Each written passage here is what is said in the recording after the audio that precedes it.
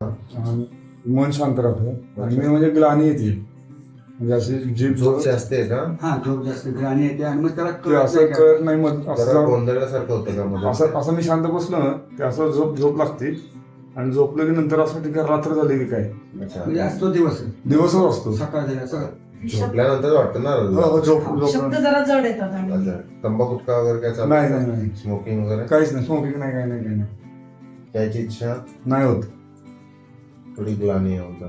गोळ्या खाल्ल्या ना हो, हो. उच्चार होतात जड आता ग्लानी जड उच्चार. हो, जाईल ते पण जातं. हा. हो का? भीती वाटणं, धडधडणं? काही नाही सगळं नॉर्मल. ओके. सगळं दुसरी काय तक्रार सांगा. दुसरं तर काहीच तक्रार नाही, हं? काहीच नाही. नाही ना, ठीक आहे. आता लिव्हर बघितलं आपण, सोनोग्राफी लिव्हर शक्यतो सेकंड स्टेज मध्ये असतं, तरी चांगलं आहे सगळं. रिपोर्ट्स औषध चालू ठेवा. हो दारू बंद करणे हाच ऑप्शन, दुसरा काय ऑप्शन नाही. हो नक्कीच. राहिलं तर मग बाकीच्या गोष्टीमध्ये सुधारणा होईल. हो ज्या गोष्टीमध्ये ते फक्त गोळ्याचं फक्त ग्लानी आणखीन तेच जरा ते काय हळू सेटल होईल. हा 3 आठवडे 4 आठवड्यानंतर हळूहळू सेटल होईल. 3 महिन्यानंतर अजून चांगला इफेक्ट राहीलच. हा म्हणजे घाबरण्याचं काय ग्लानी आली ते थोडे डोस ऍडजस्ट हा, म्हणजे ते होतो. आम्हाला माहिती नाही म्हणून जरा म्हणजे सुरुवातीला औषधं लागतात, बरे असतो किंवा 8-10 दिवस, नंतर मग ग्लानी यायला लागते, कारण शरीराला आता औषधाची गरज कमी व्हायला लागते.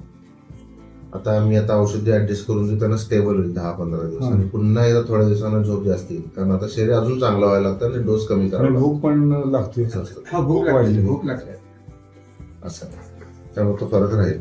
आता तो आवाज होता, तो आवाज येतो देवाचा वगैरे म्हणायचं, ते कसं आहे? नाही ते ते नाही नाही काही. ते गेलं ना आता? ते गेलं. शक्ती मागे आहे काय ते म्हणायचं, हो, ते गेलं. ते आता गेलं का आहे थोडं थोडं? गेलं. नाही ते काय ते एकदाच म्हणजे कधीतरी. हा, मग दारूमुळे भासाचा आजार, दारूमुळे भ्रमाचा आजार म्हणतो आम्ही. हा कशाला काय म्हणतो दारू. तो? आणि डोक्यात टेन्शन लोन किंवा बाकीच्या गोष्टी असतील त्याचं सुद्धा औषध. लोणचंही बरंच कमी केलं. मी मागच्या पण जॉबचं पण टेन्शन. लोन जरी फिटलं तरी पिण्याची शक्यता आहेच. जॉबला नव्हतो तरी पितोच, आणि असलो तरी पितोच. बरोबर. त्याचा आता जबाबदार कोण? मीच. कळालं काय म्हणतो मी? बरोबर आहे. हे फक्त निमित्त आहे. होय.